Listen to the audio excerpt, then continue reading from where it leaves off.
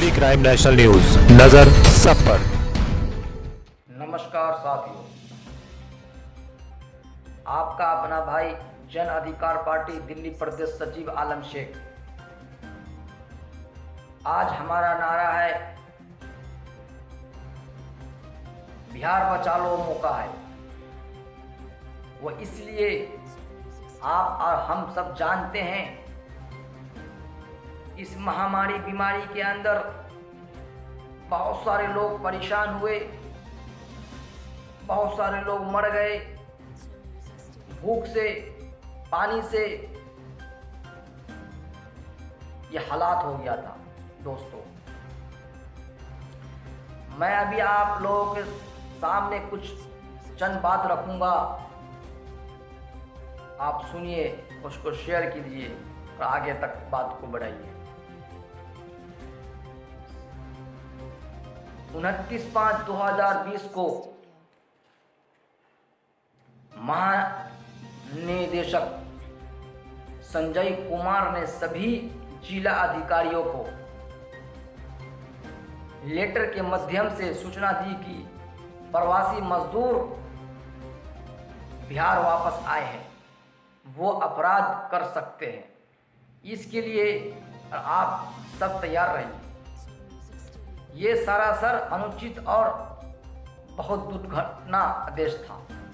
आप मुझे बताइए दोस्तों, अगर मैं बिहार से हूँ, अगर वो बम्बई, कलकत्ता, चेन्नई, दिल्ली कहीं भी कमाने गया और इस महामारी बीमारी के अंदर वो अपने मुल्क में वापस आ जाता, अपने गांव में वापस आता है, तो क्या वो अपराध है? ये देख लीजिए, बिहार सरकार हम और आप मजदूरों, गरीबों को अपराध घोषित कर दिया। दोस्तों, विरोध होने पर उन्होंने इसे वापस ले लिया, लेकिन माफी नहीं मांगा। तो जन अधिकार पार्टी ये मांग करती है संजय कुमार हर बिहार के मजदूरों से माफी मांगे और छोटे और मझले व्यापारी जिनका कारोबार बंद हो गया है या बंद होने के कगार पर है, उसे इस सरकार ने बेसहारा छोड़ दिया। ना तो सरकार को चिंता है इस कारोबार से जुड़े लोगों का परिवार कैसे चलेगा, और न ही कि आगे इस कारोबार को सुचारू रूप से चलाने की सरकार के पास कोई योजना है। आप लोग ध्यान से सुनिए मेरे भाइयों, भारत सरकार ने बिना किसी के अचानक से लॉकडाउन लगा दिया, जिसके नुकसान के बारे में ना तो सरकार ने सोचा, ना इसका कोई ठोस समाधान निकला। हालात बदतर से बदतर होती चली गई। आप लोग को मालूम है कितना हालात बुरा हो गया है। गरीब की ऐसी दुर्दशा तो भारत पाकिस्तान के बंटवारे के समय भी नहीं हुआ था। 334 लोग भूख से मर गए, 220 लोग ट्रेन से भूख और प्यास से मर गए, 38 लोग क्वारंटाइन सेंटर में सरकारी बदहाली कई वजह से मर गए। दोस्तों, आप लोग जानना जरूरी है बिहार की सरकार क्या कर रही है, और उनको अभी चुनाव का ख्याल लगा हुआ, हम चुनाव जीते कैसे। उन गरीब वो मजदूर मर रहा है, परेशान है, उसे कोई फिक्र नहीं।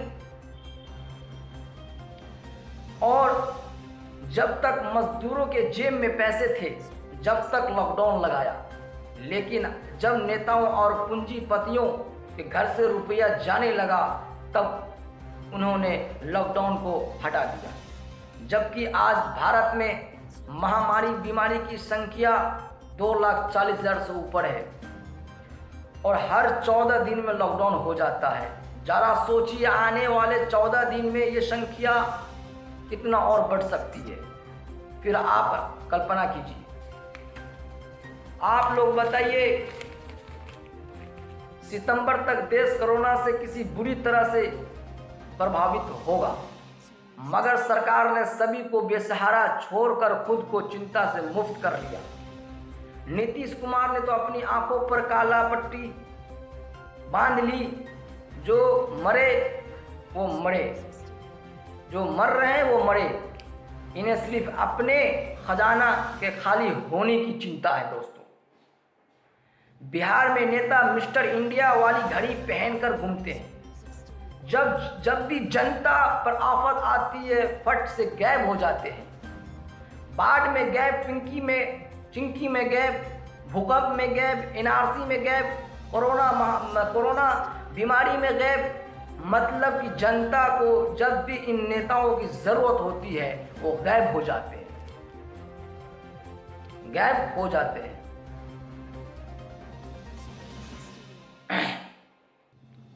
और जैसे ही चुनाव आता है दोस्तों, जैसे ही चुनाव आता है वो अपने बिल से निकलकर जनता को लुभाने झूठा वादा करते हैं।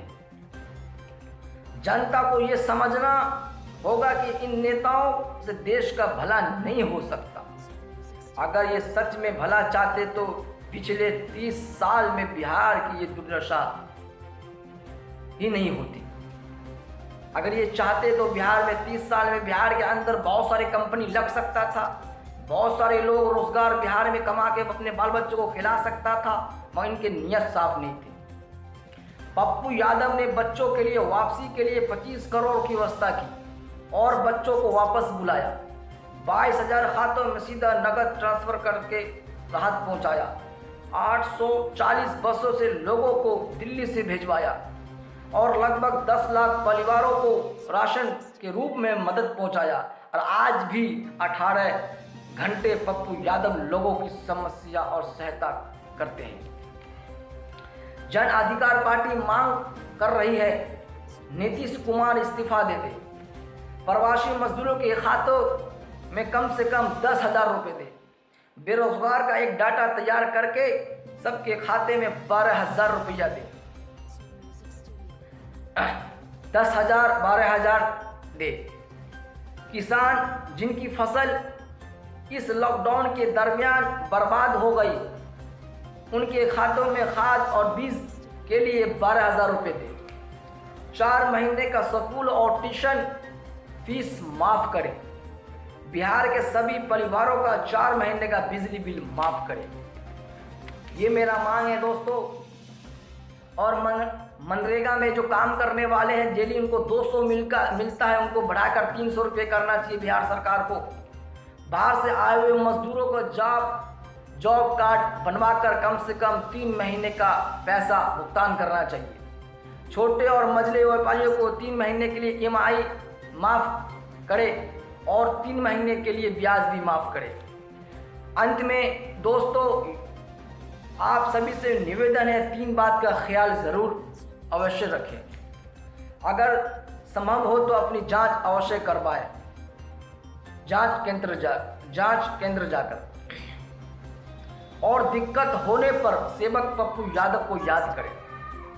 अपने आसपास परेशान लोगों को देखे तो उनको मदद करें। अति आवश्यक न हो तो घर से बाहर ना जाए। कोई अगर काम ना हो दोस्तों तो बाहर मत जाना, अपना घर के अंदर रहना, लॉकडाउन का पालन ही करना है, भीड़ भाड़ इलाके से बचना है। और आपका जीवन आपके और आपके परिवारों के लिए बहुत महत्वपूर्ण है दोस्तों। अगर हम रहेंगे तो मेरा घर परिवार सब खुश है, अगर हम नहीं रहेंगे तो घर बर्बाद है। दोस्तों यही हमारा आज हम लोग का मुद्दा था। बिहार बचाना है, ये आवाज़ उठाना है।